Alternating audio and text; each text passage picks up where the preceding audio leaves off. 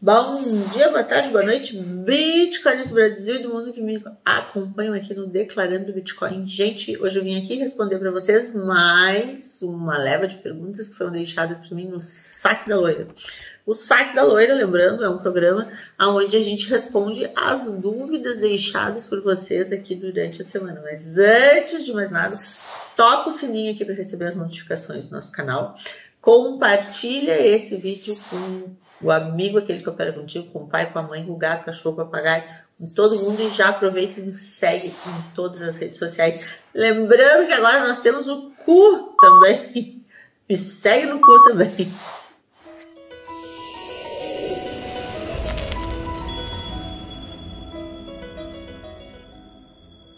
Gente, importante, a dúvida de um ajuda o outro, portanto, fica comigo até o fim desse vídeo para perceber aqui o que os demais colegas também estão perguntando, ok? Vamos lá. A Isabela. Oi, Isabela. Olá, Ana. Muito obrigada pela ajuda de sempre. De nada, querida. A gente fica muito feliz quando a gente vê gente agradecida com a gente. Caso eu tenha tido lucro em uma venda de uma moeda e prejuízo em outra venda da mesma moeda ou de outra moeda, na declaração anual, declaro o lucro líquido ou informo somente o lucro sem subtrair dele o prejuízo que eu tive. As movimentações sempre foram abaixo de 30k por mês. Isabela, é importante aqui a gente entender o seguinte: para efeitos de apuração de cripto, para efeitos de apuração de ganho de capital, tá? O que diz a lei, o que regra a lei, né? Que não é uma média aritmética, ao contrário. Né? Então, assim, quais são as operações que sofrem incidência de imposto? As operações com resultado positivo. Então, essas operações vão receber incidência de imposto, ok? E não o líquido das operações. Então, assim, moeda com moeda é uma coisa que é impensável, certo? Moeda com moeda, tu não pode de forma alguma compensar o prejuízo de uma com a outra. Na mesma moeda, em que pese tu não possa compensar o prejuízo, o que tu podes fazer é a média ponderada dos preços, onde tu consegue com isso fazer um balanceamento aí dos teus custos, certo? Agora, compensar o prejuízo de uma venda com o lucro de outra, isso de fato não existe em cripto. Por que não existe? Porque não existe previsão legal em criptoativos para compensação de prejuízos. Isso é uma coisa que a gente espera já há bastante tempo que seja previsto em lei, mas por hora ainda não é. Como não é, a gente não pode fazer, infelizmente. A segunda pergunta da Isabela. Olá, Ana. Tinha 5k reais em criptos na Binance que comprei esse ano. Ok, comprou 5k no ano. Nunca movimentei mais que 30k no mês. Lembrando que quando a gente fala em movimentação é a soma das transações, certo? Agora vendi quase tudo e somando os lucros em algumas moedas com prejuízos em outras, tive um lucro apenas de 100 reais. Só deixei 500 reais em uma cripto nessa exchange e poucos reais parados na conta sem investir. Nunca declarei porque comecei agora.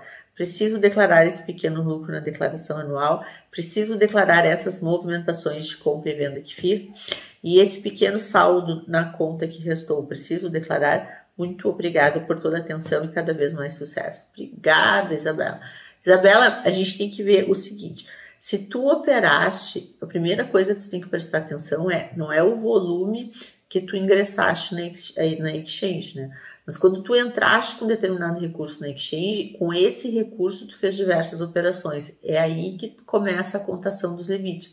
Se com um recurso de 5k, a depender das tuas movimentações, tu ultrapassou aí em algum momento 5k, 35k de alienação no mesmo mês, já teria incidência de imposto, certo? Considerando aquilo que eu te respondi anteriormente, sem compensação de prejuízos com lucros, ok?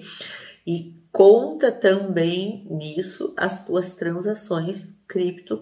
Isso é uma coisa que tu tem que contar. Com relação a ter ou não obrigatoriedade de ir para o IR, eu te orientaria o seguinte: se tu fizeste várias movimentações, antes de mais nada, coloca isso num controle para tu poder fazer essas operações em reais e ver de fato quais são os limites que tu ultrapassou ou não. Se não ultrapassado nenhum limite, aí sim, e se por nenhum outro motivo tu estiveres obrigada a fazer, aí sim é o caso de tu não fazer. Mas, antes de mais nada, faz isso que eu estou dizendo. Transforma tudo em BRL, é isso que tu tem na Binance, e faz essa conta pontualmente todos os meses, ok? Faz essa tua movimentação de estoque, faz a conta pontualmente todos os meses, para daí sim tu analisar os 5, os 30 e os 35, para daí tu operar com segurança. Lembrando que, e isso até é uma coisa importante se falar hoje, por exemplo, eu atendi um rapaz, tá? A gente terminou a apuração de um rapaz que ele devia IN 1888, por exemplo, desde 2019, né? Então ele de multa de cada IN já tinha aí mais 1.750 em cima de uma, 1.700 na outra, 1.650 na outra. E o imposto dele em si era pequeno. Então, na prática, o que a gente está vendo? Assim, muitas pessoas deixam de fazer a IN porque acham que não precisam. E quando vão ver, às vezes elas nem teriam imposto a pagar, mas teriam a IN para entregar, né? Então, assim, é uma coisa que tem que ter muito cuidado, não deixar de cumprir as obrigações acessórias, né?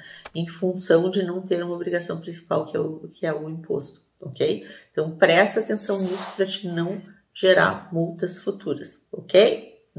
Beijo grande e obrigada pelo carinho. O Sérgio Luiz Cunha da Silva. Olá, Ana. Boa tarde. Boa noite. Boa noite, Sérgio. Você sabe informar se hoje necessariamente fazer a IN para a movimentação na Binance ou ela já faz o reporte devido a ela ter CNPJ no Brasil? Desde já agradeço a sua resposta. Sérgio, é aquilo que, assim, se tu vê até no último saque eu expliquei, tem um rapaz deixou aqui a pergunta, a mesma que tu tá me deixando agora, dizendo que vários youtubers aí estão dizendo que tem, enfim, sempre fica a celeuma na questão CNPJ da Binance, porque a gente sabe que tem a Binance Fintech, que eles dizem que não tem nada a ver com a Binance. Existe a Wellington, que foi comprada pela Binance, que em tese não tem nada a ver com a Binance. E existem os CNPJs da Binance como empresas estrangeiras registrados no Brasil apenas para qualificação de um representante brasileiro, ok? Agora, isso não faz dela uma empresa com residência fiscal no Brasil, né? Então, ainda permanece aquela questão. A Binance não tem, enquanto Binance, uma empresa no Brasil, é uma exchange devidamente regularizada no Brasil. Então, não faz, até onde sabemos, não faz, ok? E segundo, sempre o que se conversa com a Binance, né? A Binance, no momento em que tiver o CNPJ de fato Binance Brasil, né, ela vai comunicar. Aguardemos que comunique mesmo. Enquanto isso, faz a tua cartilha de casa, ou seja, reporta a tua IN para te não correr riscos de no futuro tu vir a responder por essas multas, ok? Gente, isso das multas é uma coisa que as pessoas não têm se apercebido e a gente tem que pensar que a intenção do legislador é justamente punir para que não deixe de ser entregue, tá? Então, prestem muita atenção na multa da IN, porque isso está gerando uma conta grande aí para muita gente. Criptos e altcoins, comunicação noturna. Comunicação noturna, tudo bem? Loira, pelo amor de Deus, fala comunicação. Faz um vídeo explicando melhor as planilhas lá, pois na aba de resultados as informações são bem bagunçadas e complexas. Não condizente, muitas das vezes parece até que tem coisa errada, tipo assim, lá tá mostrando que eu tive prejuízo com a NQR, sendo que eu não tive. Só que daí eu entendi que o lucro veio na venda de outra moeda quando eu fiz a conversão de ANKR por Shiba. Um exemplo. Daí, quando eu vendi Shiba, eu tive lucro, sendo que as Shibas vieram da conversão da ANKR. Procede? Estou certo? Explica isso melhor. Pois conta, tipo assim, prejuízo na NKR e lucro na Shiba se pegar uma informação isolada, tipo só da NKR. Consta como prejuízo? É isso mesmo? Procede? Faz um vídeo explicando isso melhor, pelo amor de Deus, loirinha, loira Ana, contadora mais linda do Brasil. Desculpa, tive que falar a verdade. Comunicação noturna.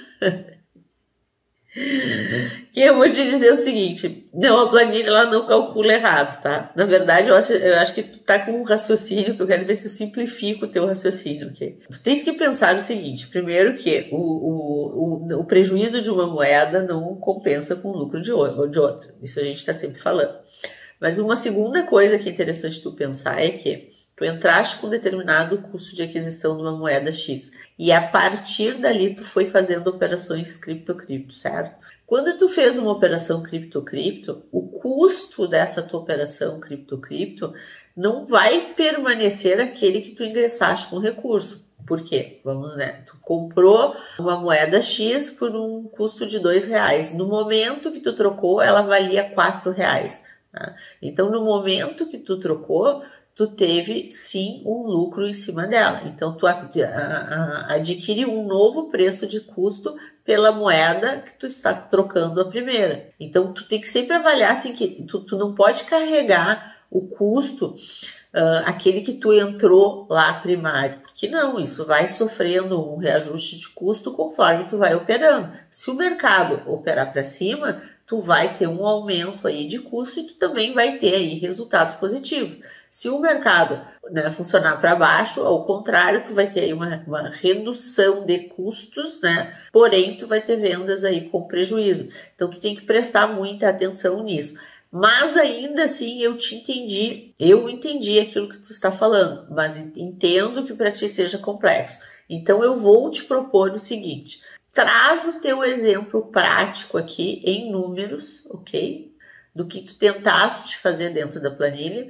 E eu te prometo que eu vou gravar em cima do teu exemplo prático, né? Te explicando o que aconteceu no cálculo em si que tu tá usando de exemplo. Eu acho que fica mais claro para todo mundo, ajuda as demais pessoas a aprenderem a utilizar a planilha também. E eu acho que te ajuda melhor para a gente não falar de coisas subjetivas. Vamos falar em cima do teu exemplo prático, combinado assim? Aí eu prometo que eu venho aqui com o teu exemplo, tá? O teu exemplo aqui em papel, em paper, né? Eu adoro um paper, porque eu sou guarda-livre. E aí eu vou explicando ponto a ponto dessa operação, pode ser? Mas assim, para mim aqui ficou muito nítido que a confusão que tu tá fazendo é a questão do carregar o custo inicial para as operações subsequentes. E isso não é possível. As operações, elas são sim isoladas. Teve prejuízo numa, é prejuízo numa, tu teve lucro na outra, e essas coisas não serão compensáveis. Teve um resultado positivo na troca,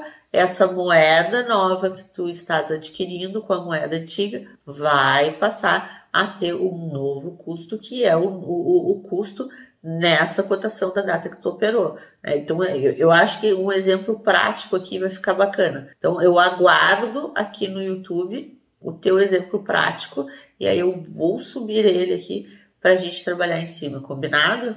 Ok? Só porque tu disse que eu sou a contadora mais bonita do Brasil, ok? Gente, um beijo grande, de novo, fica com a gente, toca a sinetinha, compartilha esse vídeo com o maior número de pessoas possível e aproveita e se inscreve em todas as nossas redes sociais, inclusive no Cu, gente, ok? Um beijo grande, até a próxima semana.